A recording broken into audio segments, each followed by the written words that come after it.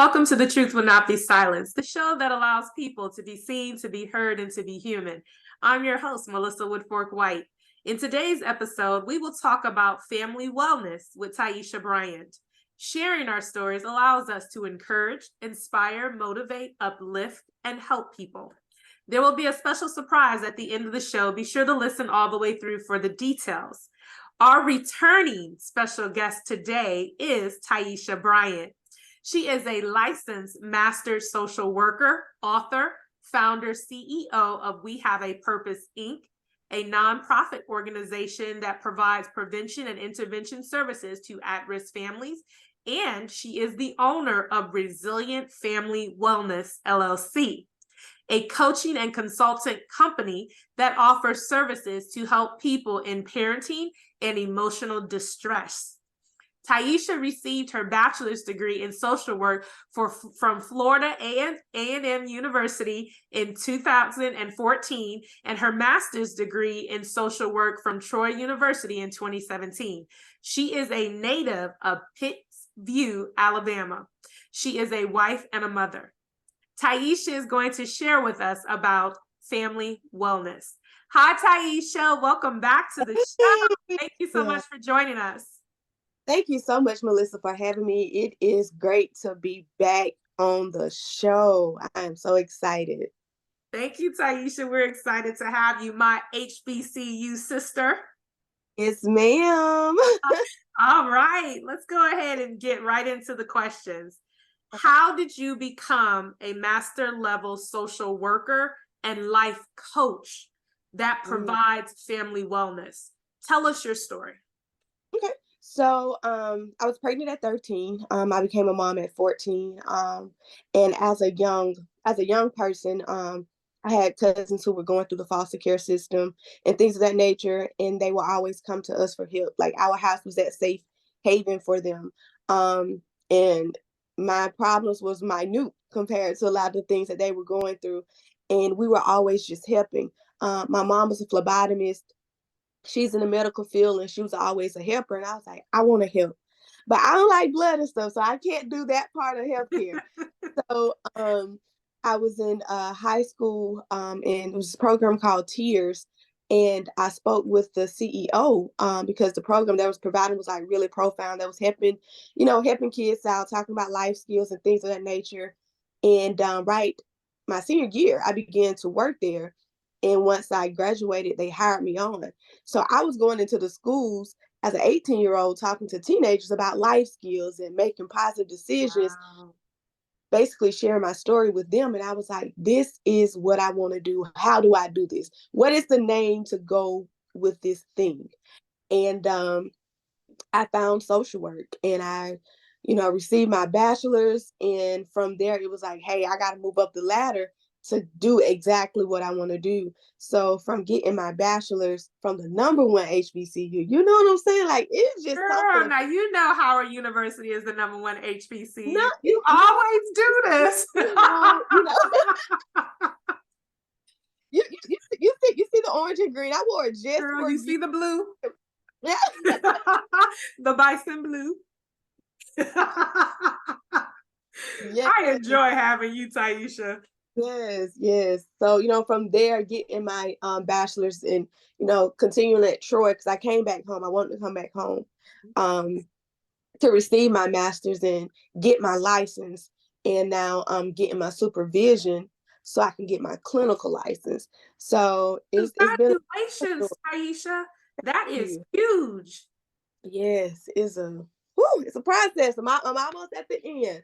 I should have by fall this year. So in between that, I was like, I'm always coaching somebody. Having a parenting book, it was like parents need something. They need me. I'm the parent healer. Let me help them out. So I began coaching because I know as a social worker, we have a lot of rules and things in place, and there are certain things we can't do.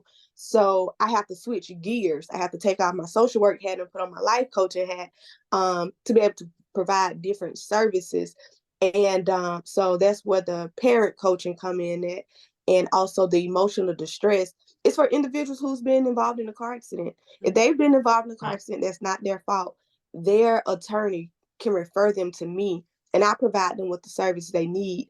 Because when I was in a car accident, I needed that service, and being that I Mhm. had just switched jobs, no, I had just become an entrepreneur. I didn't have any health insurance, so I had to pay out of my pocket. So instead of me paying out of my pocket, I used my tools from school Mhm. to help myself get through my anxiety, my stress, the depression that I was sinking into from being in a car accident. Mhm. So that's where that emotional distress piece come in. But so yeah, that's how I got to this space I'm in as far as career wise. Well, I'm going to tell you, from the first time you were on the show to hearing about your progress and your next level to be coming back to the show, that's helping a lot of people in itself, because learning is lifelong. You never stop, especially when you're doing what you love to do. You know your passion. You just have shared that with us about wanting to help people using your experience, what you were birthed out of and what you went to, and when you didn't have those services, to now being able to now being the one providing those services is outstanding. So Right. what I do have a follow-up question to that question though. Okay. Can you share with us some of the challenges? So Ooh. I want you to share with us not just your successes, but I also want you to share with us some of your challenges as you were obtaining your bachelor, your master's, and now your supervision. Okay, Tell us no about problem. some of the challenges. So it's funny because when I stated I wanted to stay at home, when I had my baby, my mom was like, this your baby. So everything it was, she assisted me, but she made sure that I learned how to be a mom. Mhm. So I said I never wanted to leave my child. I always wanted to be there with her. I was in my last semester at Troy getting my bachelor's in social work. My baby was sick, I was sick. And I actually turned in the wrong excuse. And the professor, she had a thing for me. She ain't really, she wasn't too fond of me. I'm just being honest. Mhm. And she ended up taking the excuse because I gave her the wrong one, but it wasn't intentional. She took it to the dean. They suspended me for providing false documentation in my last semester of getting my bachelor's. So I'm like, God, what is this? FAM had always been my dream school. And I Mhm. wanted to go there for pharmacy, Mhm. not social work. And at this point, I'm just looking around, I'm calling. And lo and behold, I actually talked to the director of the social work program at FAM. Mhm. And she was like, I explained the situation to her. She said, well, send me, email me your transcripts and all that stuff. I got accepted into the social work program before I got accepted into the school. And Wow. was like, this is nobody but God. But I was kind of hesitant because I didn't want to leave my baby. Like I had to live in family. My mom was like, we got her. Between my mom, my her godmom, her father, and my siblings, like my village kind of stepped in Mhm. to make sure that I can leave for 9 months. Because I had to go that fall and I was done in the spring. But I came home so much, my mama was like, no, stay down there. Like we got her. Um, and having to take African American history because I didn't have to take that at Troy. It was so insightful. It was like I needed this. It was like a rebirth for me because when I left, my mama was like, "Where's my child that came down here?" Because you're a totally different person. It You was about to like, get me. You about to get me started, honey, because that is a perk. One of the many perks of going to an oh, HBCU, because I did the same thing you did. I took all of the African courses. listen. When they took that, Honey, like, we why already I knew gotta we take were royalty, but history? now we have the history The that history. says that we are royalty. Yes. So I had to read. I had to take that class because I had all my histories. Hey, I'm over the end. I just got to read. No, I Right? had to take a health class. I had to take a writing class.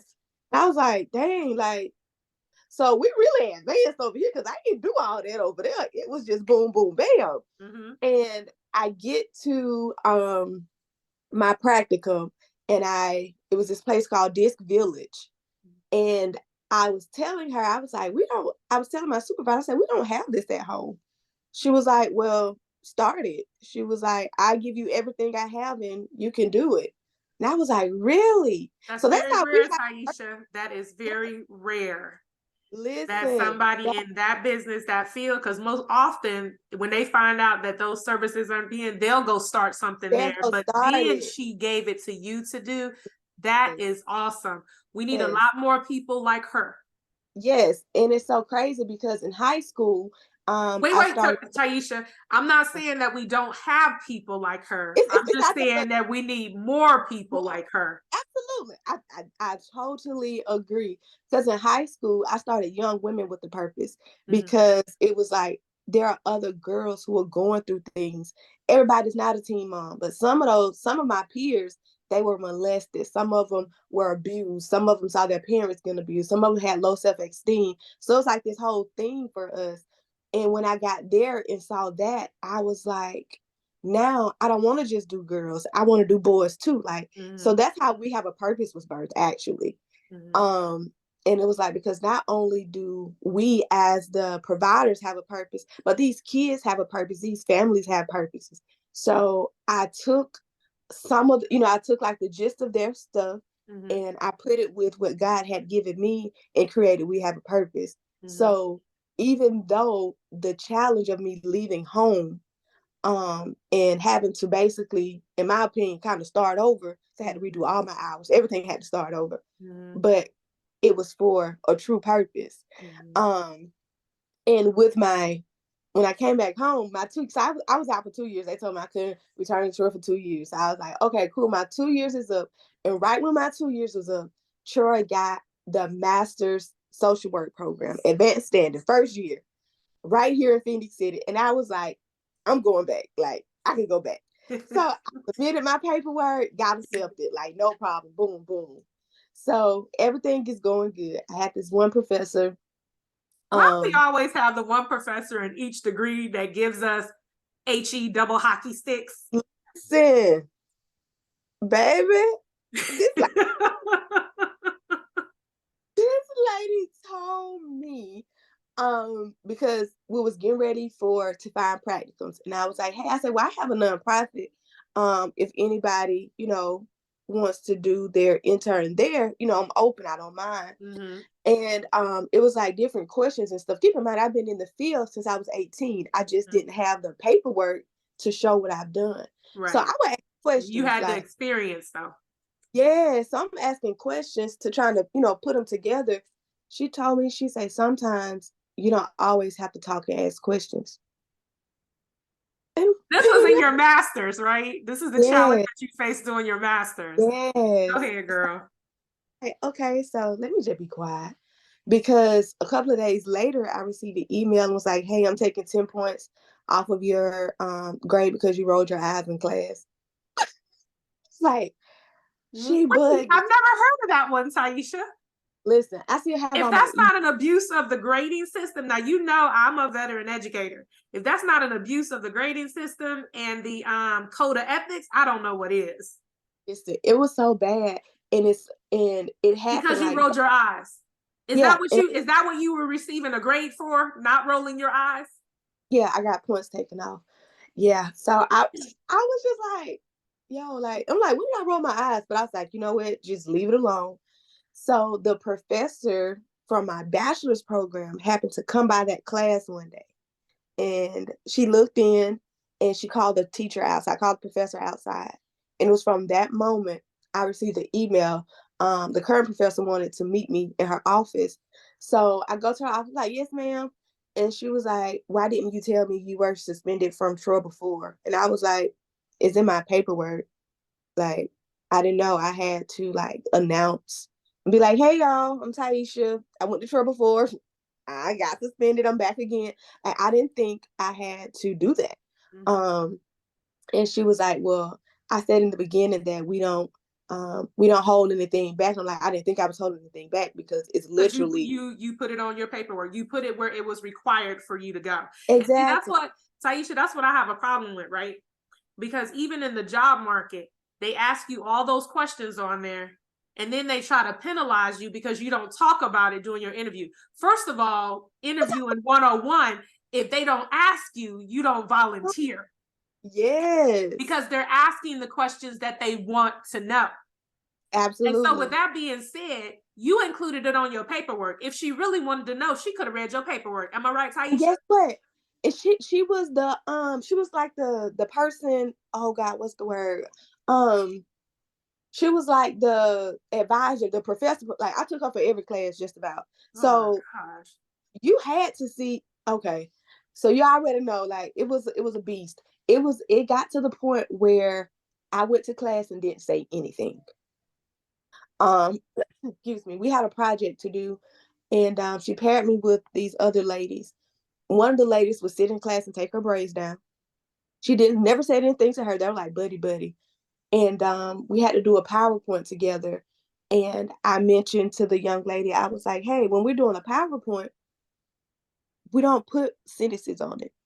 It's like, because no adult really wants you to read at them. So we put summarized points on a PowerPoint and you verbally give the information. She was trying to put word for word on the PowerPoint. That defeats the purpose of a presentation. Because if you put word for word on a PowerPoint, Tiesha, they can read it themselves. You don't have to present nothing.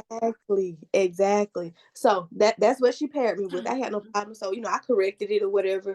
So the same girl tells the professor that I cursed in class while she was out. So she called me out of class. I'm like, I didn't curse. Like, I told her we can go ahead and start because you gave us permission to start. She was like, okay, cool. So we transitioned to the next class. I'm talking to my mom because I'm like it's crazy here now. Like they saying I'm cussing and all this other extra stuff. So I go to the next class, which was the practicum class. And I'm sitting in the front. And it was around Veterans Day because one of my cohorts, she was a veteran and she was crying. And she was like, Tiesha, you okay? So I'm telling her what happened. The girl who accused me of cussing came from the back of the class to my desk and stood over me and said, what it is you got to say, because like I said all I had to say. I'm like, girl, what are you talking about? Like, she asked me what happened. I told her. The professor goes to say, yeah, I'll take that outside. And I'm just like, I ain't going nowhere. Like, what we got to go outside for? She's like, no, y'all go outside to handle it. When do y'all go out there with them? Boils down, the girl's like, well, you think you know everything because you said the PowerPoint was wrong. And I was like, girl, come on now. Like, we grown. Well, needless to say, I received a letter the next day from the Dean of Social Work asking me to not return to Troy because I was a threat to the professors and the students. No, Tiesha, you better stop playing. I'll send you the email. And this is Troy University. I want to make sure that it's clear for my audience that's tuning in, that's watching, that's listening. This is Troy University. You did absolutely nothing wrong. They did not follow due process as far as having an investigation, doing research or anything like that. There were no proper steps taken. Right. So there was no evidence either, was there, Tiesha? Right. No evidence. So what ended up You can't suspend some person or tell somebody that they can't come back based off of hearsay. Yep. So I actually you had a lawsuit, right? Listen. So I said that. So let me tell you how the saga continued, because it's crazy because all this in my book, and I'm really supposed to be giving y'all all the tea. I'm supposed to be telling y'all just go get the book, but since we here and my truth won't be silenced, I'm just gonna go ahead and finish telling y'all. So I'm gonna leave out bits and pieces so when you read the book, you'll be like, oh, okay, that's what she was talking about. So long story short, I end up having to have a meeting with the actual dean of the School of Social Work. Documentation was provided on my behalf stating this didn't happen. So I could not return back to the Phoenix City campus. I had to go to the Montgomery campus, and I had to retake all of my hours. I was at the end. I was supposed to graduate in June. This took place in like April. Oh my gosh, Tiesha, that's horrible. Did you seek any legal advice? I have to ask because me, I'm like, what is my legal course of action? So what ended up happening is I had to, in order for me to continue and get my degree, I had to take anger management. I had to retake just another BS class because the class I was in, I got an I, even though we were at the end, and I had to redo all of my hours, and I had to drive an hour and a half every week to this class. That is that's more than a challenge. That's more than a challenge. From what you're sharing with here today, Tiesha, it sounds like to me that you did whatever you had to do so that you can get your degree to move on. Yes. And so, Yes. and there's nothing wrong with that because you are a single mom and you're already having challenges with leaving your child, pursuing your dreams, being able to provide for your child, and so forth. And so you were thrown with another challenge doing your master's. So you did whatever you had to do. And sometimes Yes. that's what we have to do. We can't always take the legal course of action for everything because Mhm. that would take longer for us to achieve our dream versus that. I have to ask you, Tiesha, did you consider transferring somewhere else? So yes and no.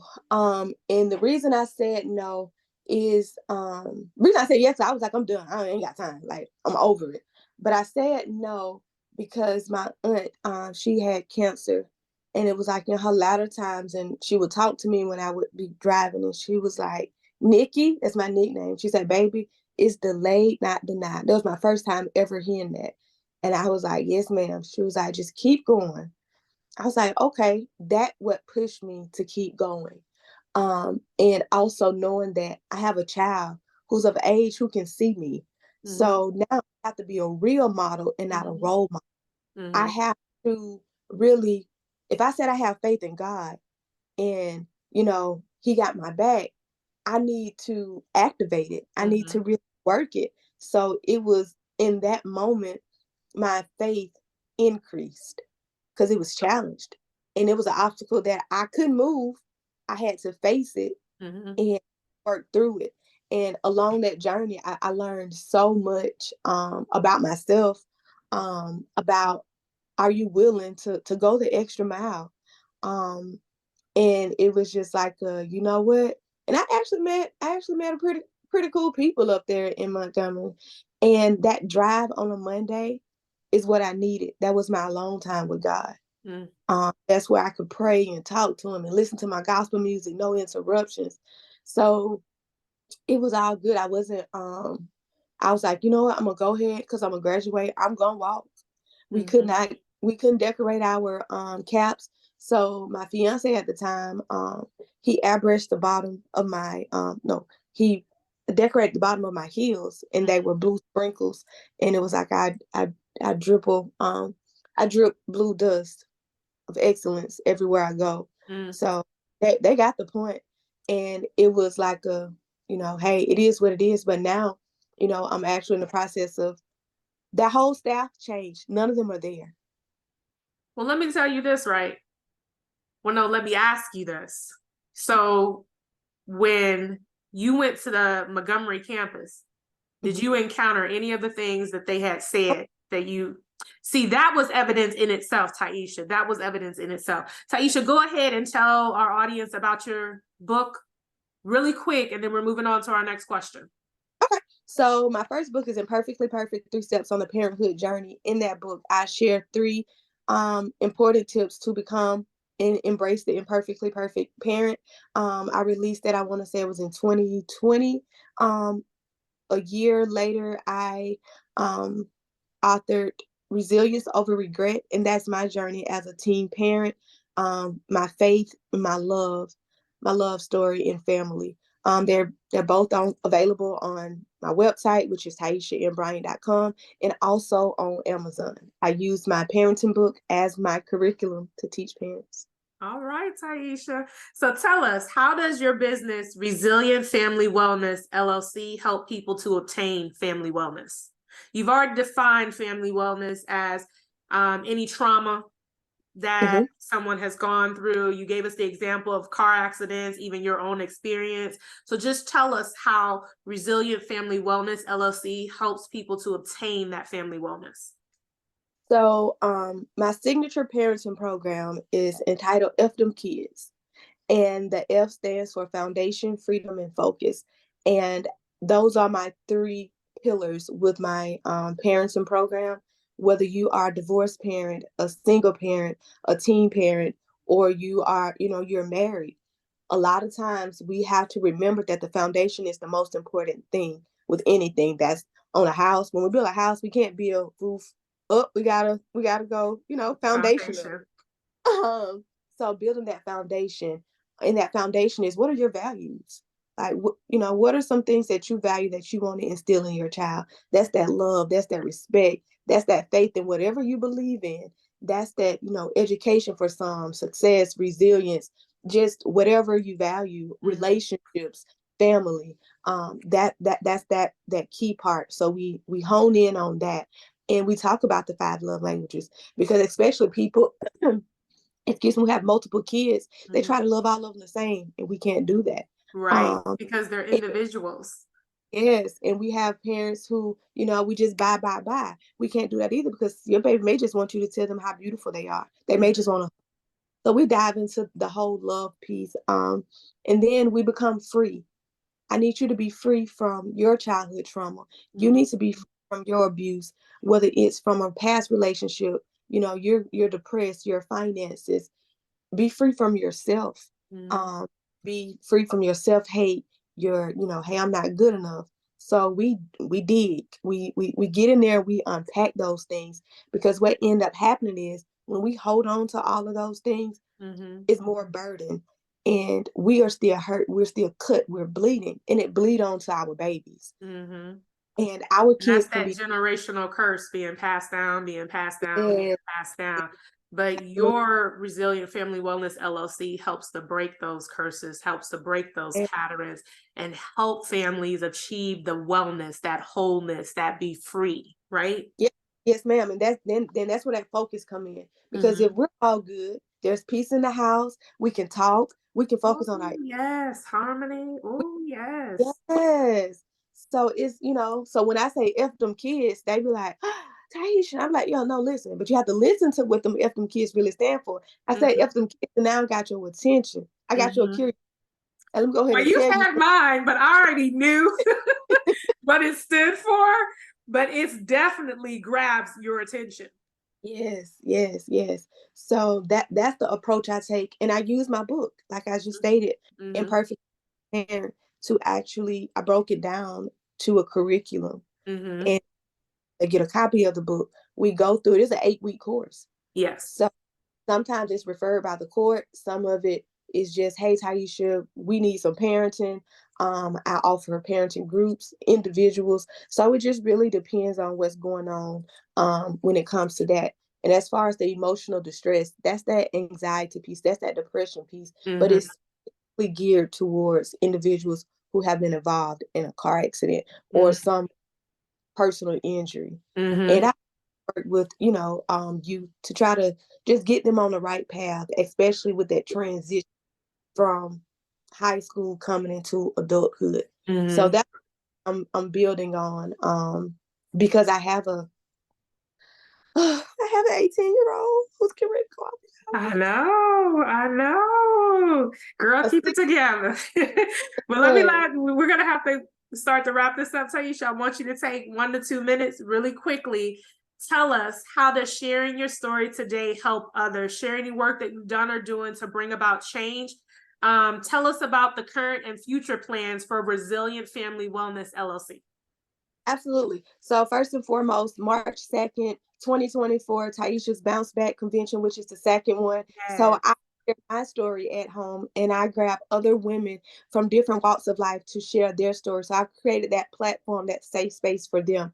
In addition to that, I'm actually in the process of partnering with Troy to start social work trainings. So, hey, God, again, he turned that thing around. Yes, he Those, did. see what I'm saying? So I'm glad I didn't take legal actions, because God knew I would come to this point. Um, in addition to that, Wait, really quick, because I did ask you that question, just to recap. So Mhm. you made a decision to go ahead and do what they have to do, but you also took legal action? No, I did not. Okay. We'll get into that later. Go ahead, finish Tiesha. So, with Resilient Family Wellness, we are growing. We are partnering with different attorney offices on a regular basis. So if there are any attorneys who's listening who specialize in personal injury, feel free to reach out to us. 334-444-6233. Resilient Family Wellness on all social media platforms, as well as our website.